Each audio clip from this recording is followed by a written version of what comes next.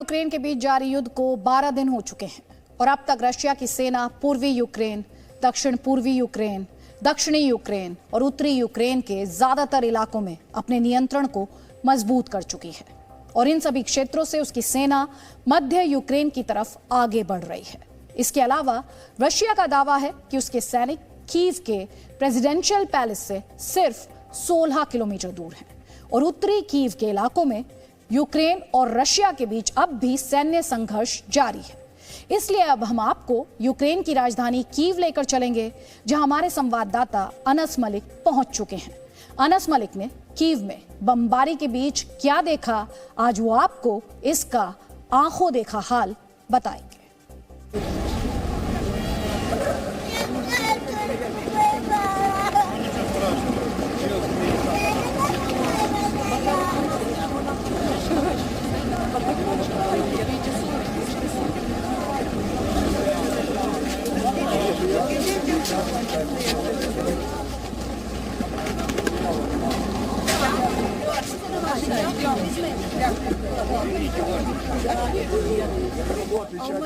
Есть информация. Вы отстаете, если на Паремышль вас устраивает, встаете за мной, идете за мной.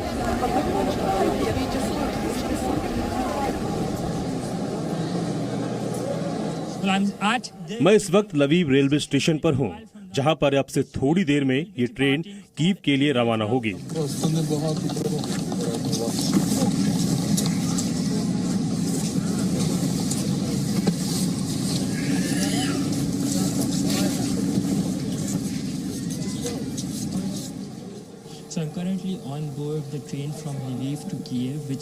मैं इस वक्त लवीव से कीव जाने वाली ट्रेन में हूँ, जिसमें कीव के लिए राहत सामग्री ले जाई जा रही है। यहाँ पर देखने वाली बात यह है, ये ट्रेन बिल्कुल खाली है। सिर्फ एक कंपार्टमेंट जिसमें मैं सवार हूँ, सिर्फ उसमें लोग हैं। बाकी पूरी ट्रेन के डिब्बे खाली हैं। ये ट्रेन कीव से लवीव आने वाले लोग इस्तेमाल करते हैं, ताकि वो लवीव से खुद को हंगरी और यूरोप के और देशों के सुरक्षित स्थानों पर जा पाए। हमने देखा कि बहुत से वॉलंटियर इस ट्रेन में राहत सामग्री भर रहे थे, ताकि वो यूक्रेन के युद्धग्रस्त इलाकों में पहुंच सकें।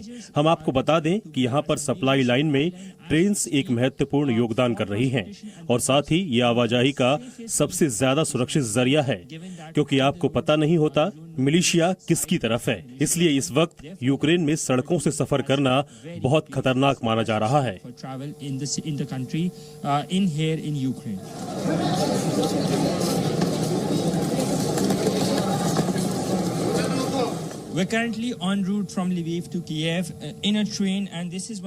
हम इस वक्त लवीव से कीव जाने वाली ट्रेन में हैं। आप देख सकते हैं कि ये एक खाली ट्रेन है। लवीव से कीव तक का रेल सफर आमतौर पर 7 घंटे का होता है, अगर वो डायरेक्ट ट्रेन है तो। और अगर ये ट्रेन इंटरसिटी होती है और जगह जगह रुकती हुई जाती है, तो ये सफर लगभग 11 घंटे का होता है। ये ट्रेन लगभग 1.5 घंटा देरी से चली है और अब इसका कीव पहुंचना भी लगभग 3 घंटे देरी से है। ये एक ओवरनाइट ट्रेन है और आप देख सकते हैं ये ट्रेन कितनी धीमी गति से चल रही है, क्योंकि ऐसी रिपोर्ट्स थी कि रेल की पटरियों को भी निशाना बनाया जा सकता है, इसलिए इसे बहुत धीरे से चलाया जा रहा है। रात में ट्रेन की खिड़कियों को बंद कर दिया गया था, ताकि बाहर से कोई अंदर ना देख पाए कि ट्रेन में कोई है या नहीं। पर सुबह रेलवे अथॉरिटीज ने इन खिड़कियों को खोल दिया, ताकि अंदर रोशनी आ सके और आप बाहर ठीक से देख पाएं। इस वक्त इस ट्रेन की गति उतनी तेज नहीं है जितनी तेज ये आम तौर पर होती है। ये बहुत ही धीमी गति से आगे बढ़ रही है, पर यही अब न्यू नॉर्मल है। But perhaps this is the new normal. I'm currently at the Kiev railway station. We just arrived here. हम इस वक्त कीव रेलवे स्टेशन पर हैं। लवीव से हम यहाँ लगभग 10 घंटे का सफर तय करके पहुँचे हैं। शुरू में हमने जिस राहत सामग्री की बात की थी, उसे सेना इस वक्त ट्रेन से उतार रही है। बोर्ड पर अभी का वक्त और ट्रेन का रूट डिस्प्ले हो रहा है। आप देख सकते हैं कि राहत सामग्री और जरूरत का सामान इस वक्त ट्रेन से उतारा जा रहा है। यहाँ की स्थिति की बात करें तो स्टेशन पर बिल्कुल भीड़ नहीं है। यहाँ पर बस कुछ मीडिया के लोग मौजूद हैं जो हमारे साथ ही इस ट्रेन में यहाँ पहुंचे हैं। इस वक्त यहाँ का तापमान -1 डिग्री है और ये खाली ट्रेन और खाली रेलवे स्टेशन अपनी कहानी खुद बयां कर रहा है। In itself is quite of a telling story.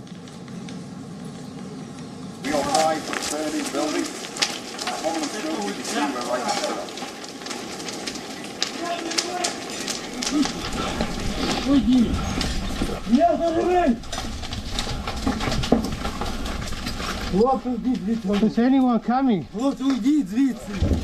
It can be gas, so Okay. That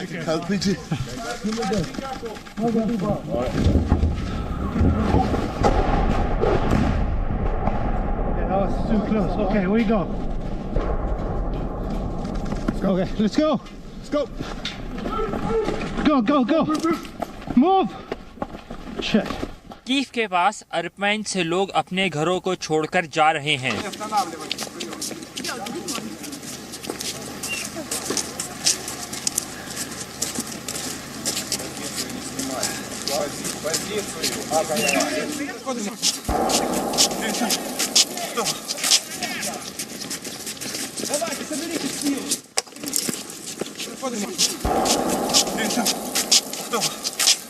बूढ़े लोग, औरतें और बच्चे शेलिंग के बीच अपने अपने घरों से निकल रहे हैं।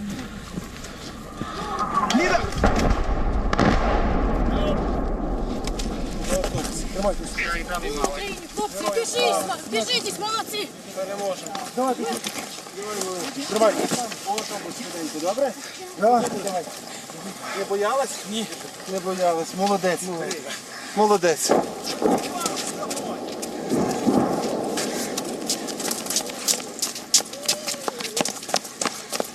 Вон автобус, уже можем. Давай.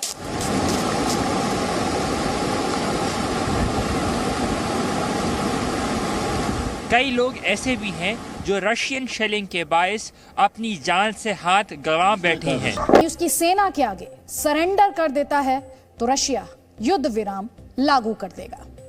रशिया की दूसरी शर्त यह है कि अगर यूक्रेन क्राइमिया पर रशिया के नियंत्रण को मान्यता दे देता है और दोनेत्स्क और लुहांस्क जैसे पूर्वी यूक्रेन के इलाकों को स्वतंत्र देश के रूप में स्वीकार कर लेता है तो रशिया ये युद्ध रोक देगा। और तीसरी शर्त पुतिन ने ये रखी है कि अगर यूक्रेन अपने संविधान में संशोधन करके इस प्रस्तावना को जोड़ता है कि वो कभी भी नेटो देशों को ज्वाइन नहीं करेगा तो रशिया इस युद्ध को रोकने में जरा भी देर नहीं लगाएगा। हालांकि राष्ट्रपति ज़ेलेंस्की रशिया के खिलाफ काफी आक्रामक हैं और वो सरेंडर के मूड में तो बिल्कुल भी नहीं है। आज उन्होंने नेटो देशों की भी आलोचना की और ये भी कहा कि इस युद्ध के लिए रशिया को कभी माफ नहीं किया जाएगा। Ми не пробачимо розстріляних житлових будинків. Ми не пробачимо ракету, яку наша протиповітряна оборона збила сьогодні над Охмаддидом. І ще більше 500 інших таких ракет, які вдарили по нашій землі, по Україні, по нашим людям, дітям. Ми не пробачимо розстріли беззбройних людей, руйнацію нашої інфраструктури. Ми не пробачимо сотні жертв, тисячі і тисячі страждань. І Бог не пробачить ні сьогодні, ні завтра, ніколи. हमने पिछले 24 घंटे की युद्ध की कुछ तस्वीरें आपके लिए निकाली हैं जो आपको इस युद्ध की त्रासदी के बारे में बताएंगी।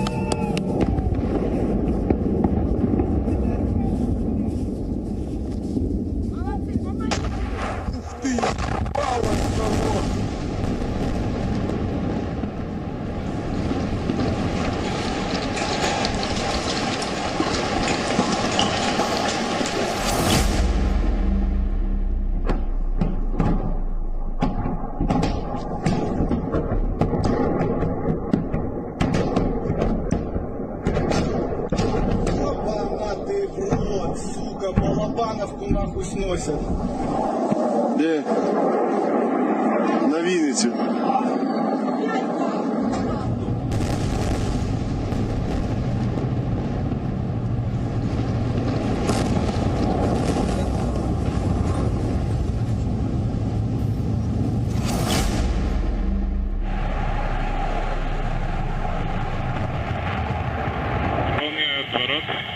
Выполняйте разворот на 360. Давай, заряд, давай. Заряд. Заряд, быстрее.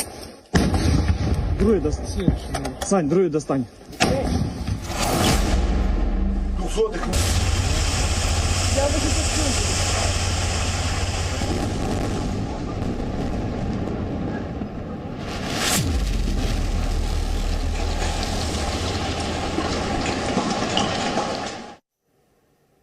और इन तस्वीरों को देखकर कोई भी सोचने के लिए मजबूर होगा कि क्या युद्ध किसी भी समस्या का समाधान हो सकता है। और इस युद्ध की तस्वीरों के बीच चीन की राजधानी बीजिंग में विंटर पैरालंपिक्स के मंच पर रशिया का बहुत बड़ा अपमान हुआ। रशिया के खिलाड़ियों पर इंटरनेशनल ओलंपिक कमेटी यानी IOC द्वारा लगाए गए प्रतिबंधों की वजह से आज रशिया के पैरा एथलीट्स को प्रतियोगिता में हिस्सा लिए बिना बीजिंग से वापस लौटना पड़ा। हालांकि जब ये खिलाड़ी मॉस्को एयरपोर्ट पहुंचे तब वहां रशिया के कई लोग उनके समर्थन में खड़े थे और उनकी हिम्मत बढ़ा रहे थे। हालांकि इस अपमान के बाद चीन ने एक बयान जारी करके कहा कि उसकी और रशिया की मित्रता चट्टान की तरह मजबूत है और चीन इस मुश्किल घड़ी में रशिया के साथ खड़ा हुआ है।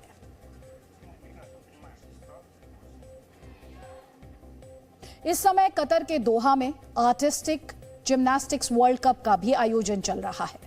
कल इस प्रतियोगिता की एक कैटेगरी में रशिया के जिम्नास्ट इवान कुलियाक ने ब्रॉन्ज मेडल जीता, जबकि यूक्रेन के जिम्नास्ट इलिया कोवतुन ने गोल्ड मेडल जीता।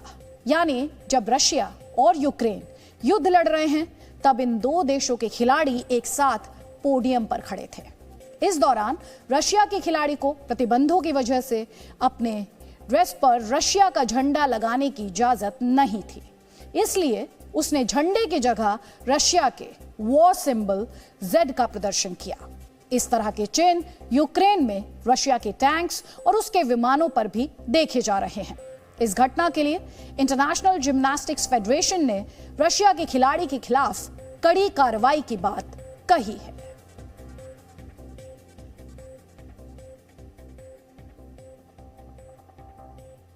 Presenting B News app, available on Google Play and App Store. Download it now.